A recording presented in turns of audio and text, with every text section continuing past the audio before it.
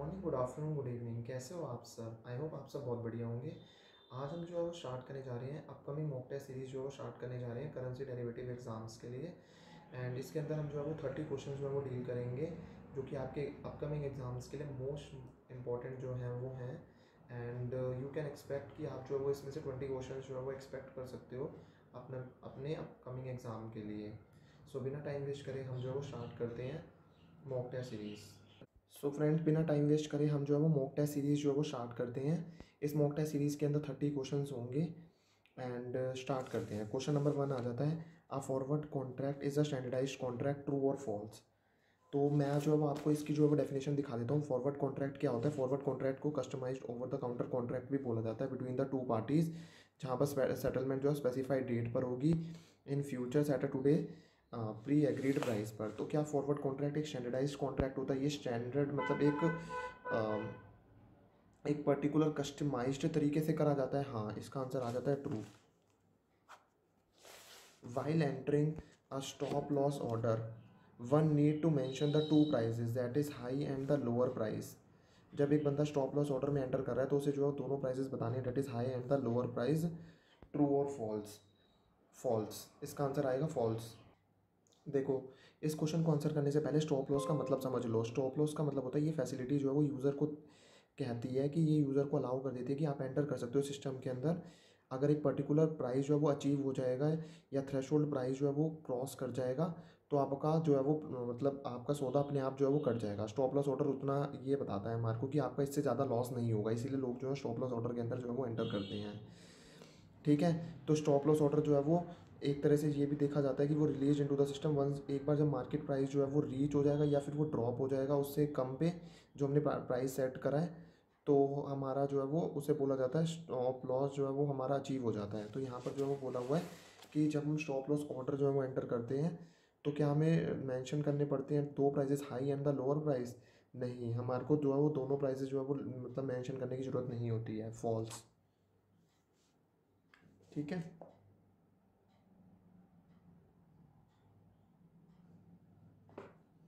Then आ जाता है arbitrage means taking a net asset position और a net liability position in some asset class, true और false? Arbitrage means taking a net asset position और net liability position in some asset class, true और false? क्या arbitrage का मतलब होता है net asset position या नेट लाइबिलिटी पोजीशन लेना? इस क्वेश्चन को आंसर करने से पहले आपको ये पता होना चाहिए कि आर्बिट्रेजर का काम क्या होता है। वो मिस प्राइसिंग को आइडेंटिफाई करता है। उसका ना तो कोई एक्सपोजर होता है रिस्क के अंदर, ना तो वो कोई रिस्क लेता है। ठीक है। और यहाँ पर वो जो है वो साइमल्टेनियसली जो है वो अपोजिट पोजीशंस के अंदर जो है वो एंटर कर लेता है लॉक इन करके। मतलब वो जो है वो साइमल्टेनियसली अपोजिट पोजीशन जो है वो एंटर करता है और वो जो है वो डिफरेंस जो है वो डिफरेंस से प्रॉफिट जो है वो कमा लेता है। वो होता है आर्बिट्रेजर। अब यहाँ पे पूछा arbitrageur mean taking a net asset position और net liability position in some asset. नहीं, आर्बिट्रेजर जो है वो ऐसे जो है वो प्रॉफिट नहीं कमाता है।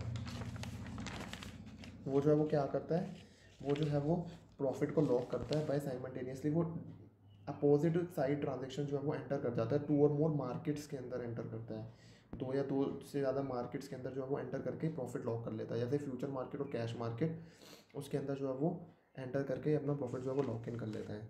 देन आ जाता है the objective of dash is to reduce the volatility in future cash flows by locking in the future exchange rate. मतलब कौन होता है, कौन जो है वो वोलेटिलिटी को जो है वो रिड्यूस कर देता है by locking into the currency future exchange rate?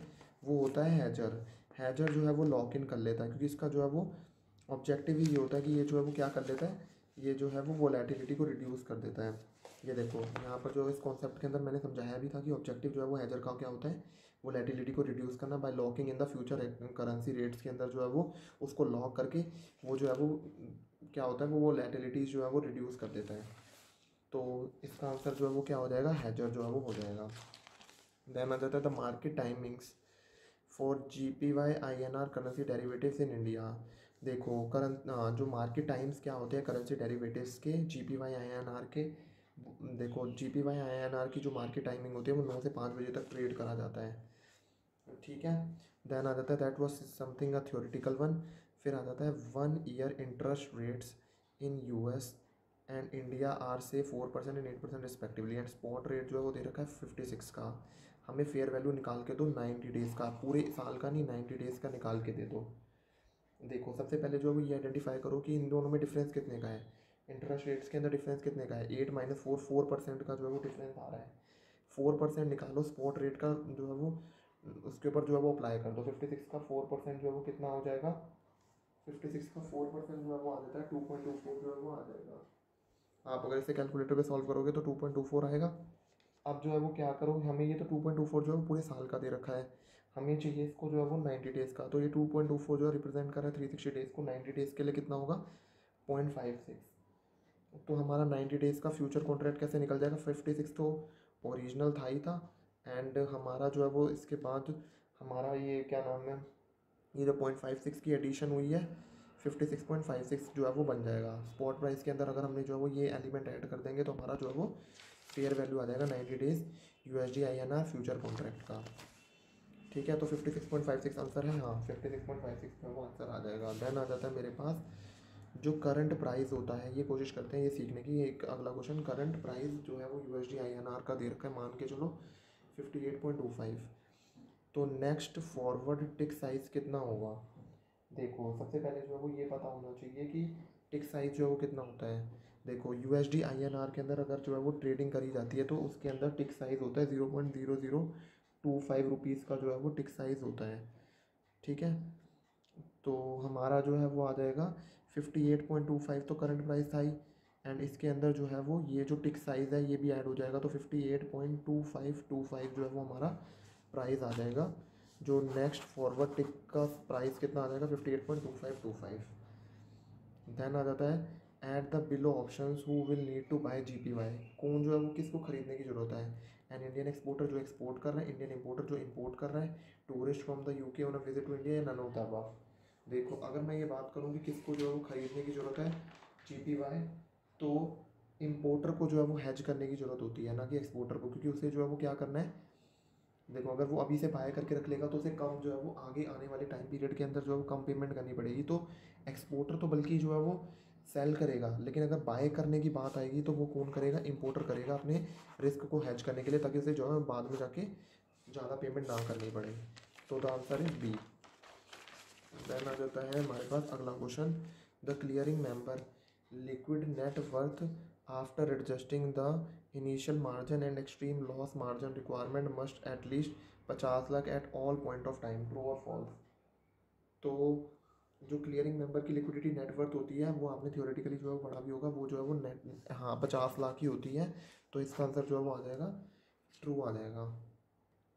सो ये देखो चैप्टर नंबर 6 के अंदर जो है वो लिक्विडिटी नेटवर्थ के अंदर जो है वो लिखा भी हुआ है कि जो net margin and extreme loss margin requirement जो है वो 50 लाख होती है at any point of time. तो इसका आंसर तो हो गया 50 lakh, true. A trader sell USD call option of strike price of 54.50 and receive a premium of INR 0.45। What would be the break even point for him trade. क्या जो है वो break even point होगा। देखो break even point अगर मान लो seller या फिर कॉल ऑप्शन का निकालना है तो वो निकाला जाता है अगर हम स्ट्राइक प्राइस में जो है वो प्रीमियम को जो है वो ऐड ऑन कर देंगे, तो हमारा जो है वो निकल जाता है break even point. Strike price कितना दे रखा है 54.50, प्रीमियम कितना हमें रिसीव हुआ 0.45 का, तो हमारा ब्रेक इवन पॉइंट कितना हो गया 54.95 का जो है वो हो गया। तो सेलर जो है वो लॉस कब जो है वो बियर कर पाएगा, उसको लॉस कब होगा, अगर वो जो है वो बेचेगा अबव जो है वो ब्रेक इवन पॉइंट के ऊपर जो है वो उसे लॉस होगा, तो 54.95 जो है वो हमारा ये हो जाता है। ये तो जो है वो, ये आपको ये फॉर्मूला तो याद ही होगा, स्ट्राइक प्राइस या फिर ये ब्रेक इवन पॉइंट निकालने का ये फॉर्मूला होता है स्ट्राइक प्राइस प्लस में प्रीमियम। देन आ जाता है if an unexpected order is pending in the trading system it will be carried forward to the next day. क्या ये ट्रू है या फॉल्स है। देखो अगर मान लो कोई भी अनएक्सपेक्टेड ऑर्डर होता है ना, अगर वो पेंडिंग पड़ा है तो वो क्या कैरी फॉरवर्ड कर दिया जाता है नेक्स्ट डे पर, नहीं। जो पेंडिंग ऑर्डर होता है वो ऑटोमेटिकली जो है वो क्या हो जाता है, वो एक दिन ख़त्म होता है तो उसके एंड पर अपने आप ही जो है वो कट जाता है। ठीक है, तो ये जो है वो इसका आंसर क्या हो जाएगा, फॉल्स हो जाएगा। Dash and dash pair spread is a long short position in the future on the different underlying currency pair having the same maturity.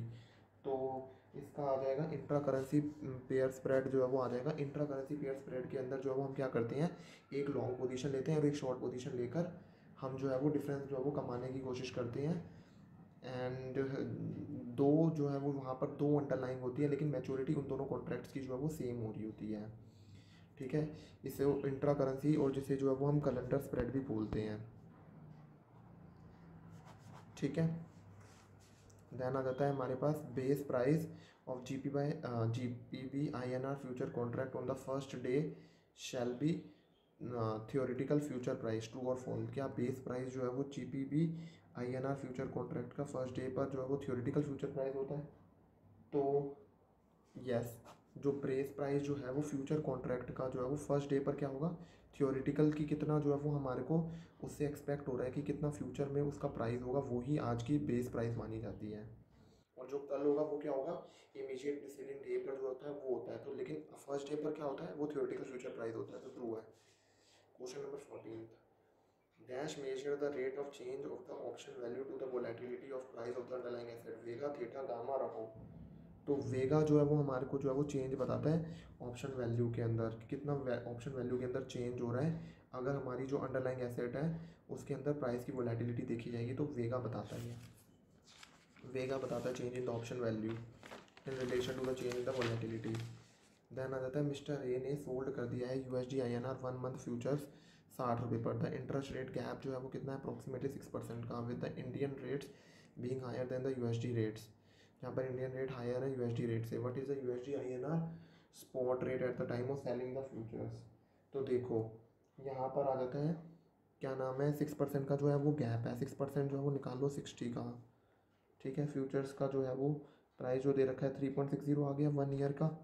ठीक है, अब हमारे को जो है वो निकालना है पर मंथ का। तो 3.60 डिवाइडेड बाई 12 मतलब क्या आ जाएगा, 0.30 जो है वो आ जाएगा पर मंथ के हिसाब से।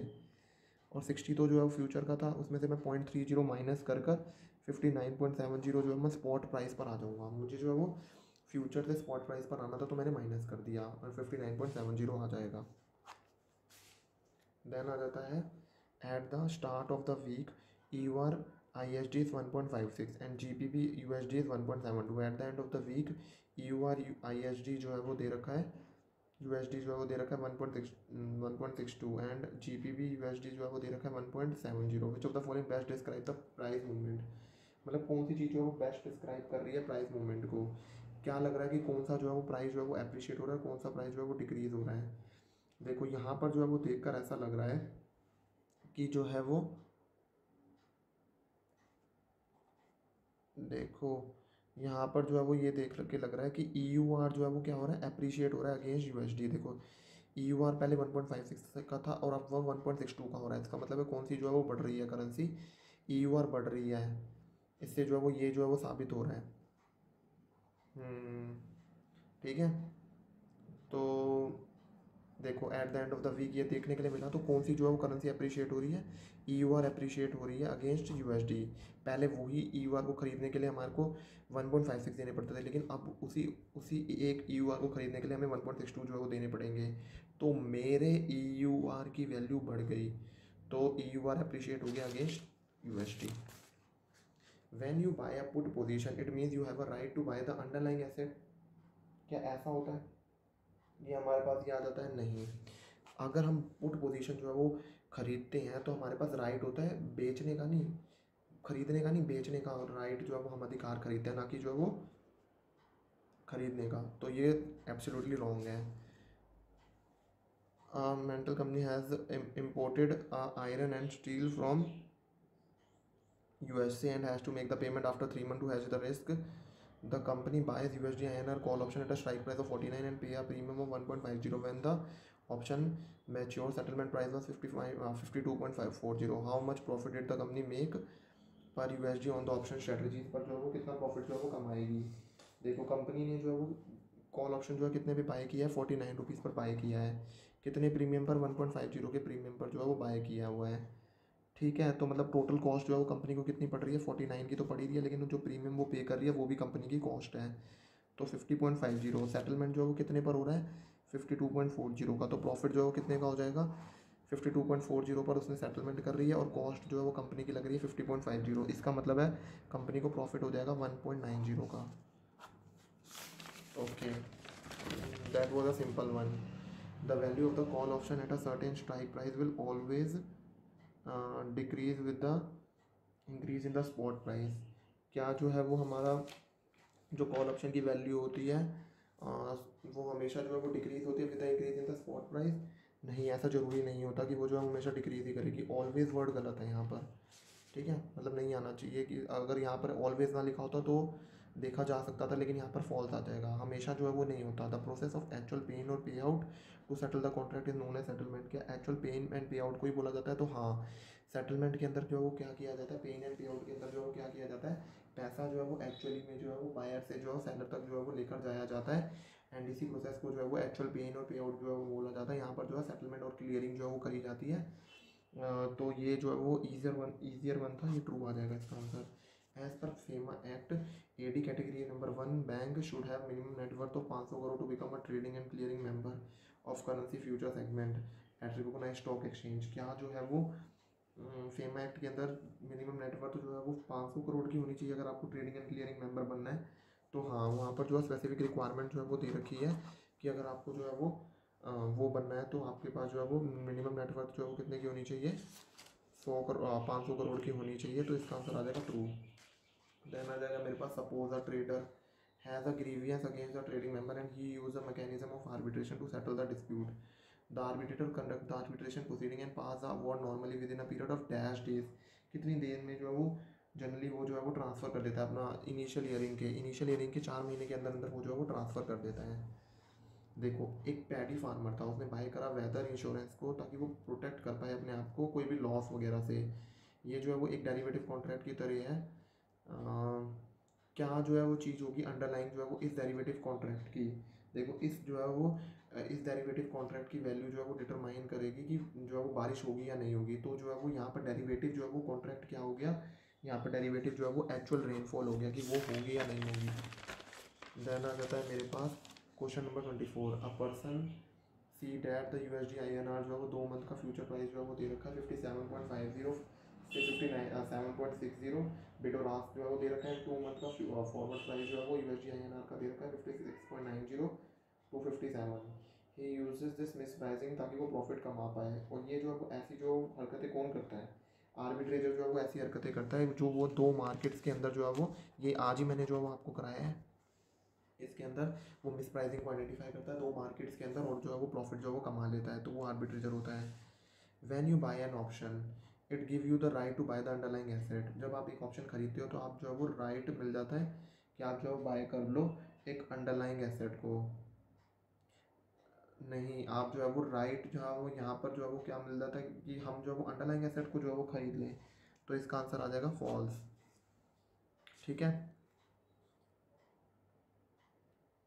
ठीक है, अब आ जाता है अगला, इसके बाद आ जाता है। तो इसका आंसर जो है वो फॉल्स क्यों है? क्योंकि देखो, कॉल ऑप्शन होता है ना, ओनली कॉल ऑप्शन के अंदर बायर के पास राइट होता है कि वो बाय कर पाए agreed quantity of asset. Put option के अंदर बायर के पास राइट होता है कि वो सेल करे। तो दोनों के अंदर ऐसा नहीं होता। तो यहाँ पर ये लिखा है कि जरूरी है कि राइट टू बाय ही मिलेगा, नहीं ऐसा नहीं है। अगर मान लो आप कॉल ऑप्शन लोगे तो राइट टू सेल मिलता है। A trader is long in EUR INR call option at strike price of 75। Current spot rate is EUR INR 75। What is the moneyness of this option, मतलब ये पड़ता खाता है या नहीं खाता है, इस ऑप्शन के अंदर जो है वो एंटर करना चाहिए या नहीं करना चाहिए। पहले उसने जो है वो लॉन्ग लिया हुआ है strike price, current spot rate जो है वो इतना दे रखा है। तो ये जो है वो हमारे पास जो है वो करंट स्पॉट रेट इतने का है 79 का, और उसने जो वो लॉन्ग लगा लिया है। तो हाँ, ये पड़ता खाता है क्योंकि हम जो है 79 में जो है वो इसे हम बेच पाएंगे कॉल ऑप्शन को, और 75 में खरीद के, तो कि हमारा जो है वो प्रॉफिट जो है वो हो जाए फोर जो है वो 4 का। एंड यस, वो जो है वो हमारे लिए इन द मनी है। कर लो, इसको खरीद लो, लॉन्ग कर लो। A client buys a EUR put option at strike price of 60 and pays a premium of INR 0.45. What would be the break even point for this transaction? break even point जो है वो कैसे निकाला जाता है?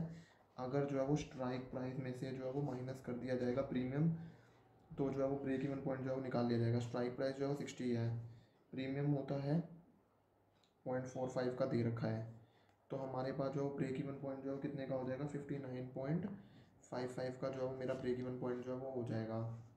तो हमने ब्रेक इवन पॉइंट जो है वो कैसे निकाल लिया, हमने जो है वो स्ट्राइक प्राइस में से प्रीमियम को माइनस करके निकाल लिया। What is the lot size of GPY INR future contract? G कहाँ गया, G P Y I N R future contract का जो है वो लॉट साइज जो है वो कैसे निकाला जाता है। देखो लॉट साइज जो है वो G P Y I N R का होता है, जी पी वाई 1 लाख जो है वो आई एन आर जो है वो होगा, ठीक है। क्योंकि जो है वो U S D I N R का जो है वो होता है 1000 U S D, E U R I N R का होता है 1000 और G P B I N R का होता है जी पी बी 1000। तो डिपेंडिंग अपॉन जो है वो 10,000 1 लाख जो है वो जी पी वाई हो जाएगा इसका answer, 1 lakh G P Y, ठीक है। लॉट साइज जो है वो अगर मैं इसका पूछूं तो G P Y I N R future contract का तो 1 लाख जी पी वाई।